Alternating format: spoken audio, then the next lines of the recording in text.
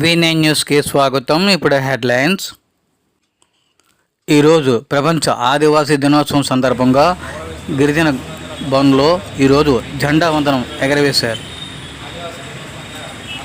ప్రపంచం మొత్తం మీద 100 దేశాల్లో మా యొక్క ఆదివాసులు ఎక్కువ జనాభా ఉన్నారని, మాకు ప్రభుత్వం నుండి సరైన రాయితీలు కానీ సరైనవి అందడం లేదని తెలియజేశారు.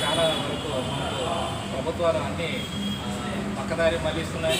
మనకు గిరిజనులకి ఎటువంటి సౌకర్యాలు కూడా ఇప్పటికీ డోలి మోతలతోటే ఉన్నాయి.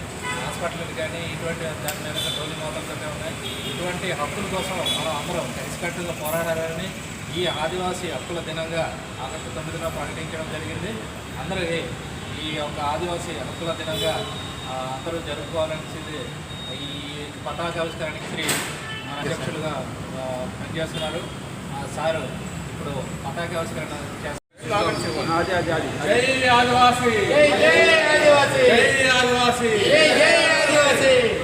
ఐక్యత.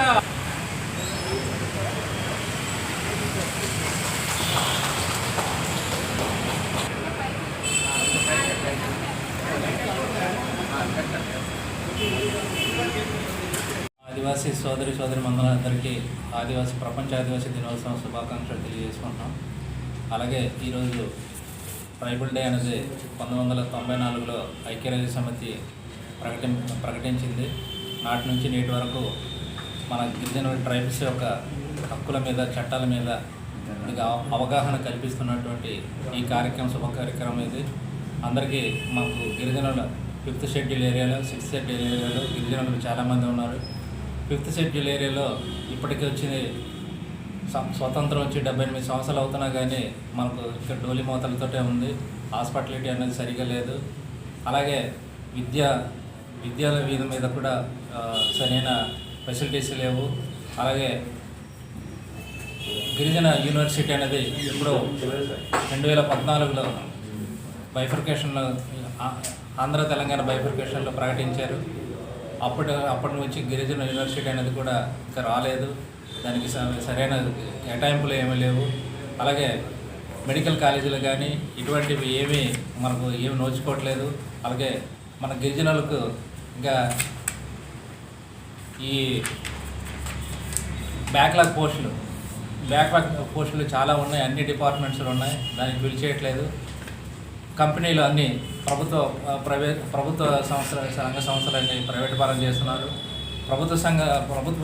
ప్రభుత్వ పరిశ్రమలు అయితే ఏవైతే ఉన్నాయో అవి నడిస్తేనే మనకు SC/ST వాళ్ళకి రిజర్వేషన్ ఉంటుంది. దాని మీద ఎవరు స్పందించటం లేదు. అవి అన్నీ ప్రైవేట్ పరం చేస్తూ ఈరోజు ఈ గవర్నమెంట్, సెంట్రల్ గవర్నమెంట్ అయినా స్టేట్ గవర్నమెంట్ అయినా ఒకే విధంగా వ్యవహరిస్తున్నాయి. ఇంకా బ్యాక్లాగ్ పోస్టులు అనేది అక్కడ ఫిల్ చేయలేదు. అలాగే హక్కులు మనకు చాలా ఉన్నాయి.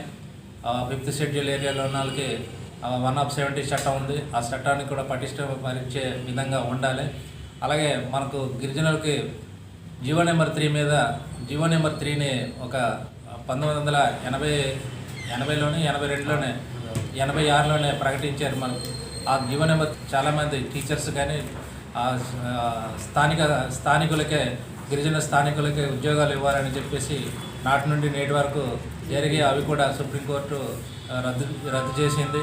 ఇటువంటి పర్యావరణ పరిరక్షణ చట్టాన్ని మార్చారు.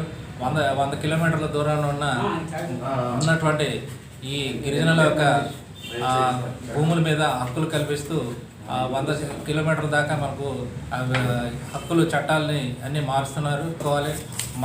మనకు వచ్చే SC/ST సబ్ ప్లాన్ నిధులని వాళ్ళు ప్రైవేట్గానే ఏదో పథకాల మీద పేరు చెప్పి యూజ్ చేసుకుంటున్నారు తప్ప మనకేమైనా ఎటువంటి కార్యక్రమాలను ముందుకు తేవట్లేదు. ఇవన్నీ మొత్తం తవ్వుకోవడం కోసం వాళ్ళు అటవీ పర్యావరణ చట్టాన్ని మార్పులు చేశారు. ఇటువంటి కార్యక్రమాలు గవర్నమెంట్ చాలా వరకు చేస్తున్నాయి. అన్నిటికీ ఖండిస్తూ ఈరోజు హక్కుల దినంగా ప్రదర్శిస్తూ అందరికీ అవగాహన కల్పిస్తూ సామూర్తి, వర్కింగ్ ప్రెసిడెంట్, విశాఖపట్నం జిల్లా అఖిల భారతీయ గిరిజన ఉద్యోగుల సంఘం. మరి ఈ రోజున ప్రపంచవ్యాప్తంగా ఈ ఆదివాసీల హక్కుల దినంగా పాటిస్తున్నాం. 1994లో జెనీవాలో ఐక్యరాజ్య సమితి మాకు ఒక ఆదివాసులందరికీ కూడా మా హక్కులని కాలరాస్తున్నారు ప్రపంచవ్యాప్తంగా. ఈ హక్కుల కాలరాస్తున్న టైంలో ఆదివాసులందరికీ కూడాను వాళ్ళ హక్కుల గురించి ఒక దినం ఇవ్వాలనే ఉద్దేశంతో 1994 జెనీవాలో మాకు హక్కుల దినంగా ప్రకటించడం జరిగింది. మరి ఈ రోజున ప్రధానంగా మా యువత పక్కేమొచ్చి ప్రభుత్వ రంగ సంస్థలన్నీ కూడాను ప్రైవేట్ పరం చేస్తున్నారు. ప్రైవేట్ పరంలో ఏమొచ్చి మా యువతకు ఎక్కడ ఉద్యోగాలు కూడా రావట్లేదు.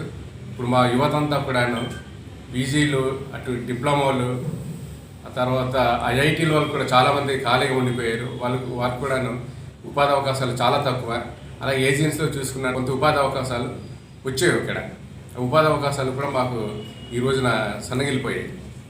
అలాగే ఈరోజు పల్లె వాతావరణాలు అంతా ఎలా ఉన్నాయంటే చిన్న వర్షాలకి అక్కడున్న గడ్డలన్నీ కూడా పొంగి పొరుగుతుంటే చిన్న చిన్న కుండలతో ఇంకా వైజాగ్ అంటున్నారు. ఆ విద్య లేదు, వైజాగ్ లేదండి ఇప్పుడు దాకా. అంటే సరైన స్కూల్స్ లేవు, సరైన వైజాగ్ లేదు. దాదాపుగాను 5 ఏళ్ళు అవుతున్నాయి. పాడేరులో మెడికల్ కళాశాల పెట్టి 5 ఏళ్ళు అవుతున్నాయి. మరి అది ఇంకా పూర్తి చేయలేదు. అలాగే కనీసం మా ఏజెన్సీలో ఉన్న యువతకి ఉపాధి కల్పిస్తూ, అలాగే మా ఆదివాసీలు అందరికి కూడాను విద్య, వైజాగ్ ఇవి కల్పించాలని కోరుతూ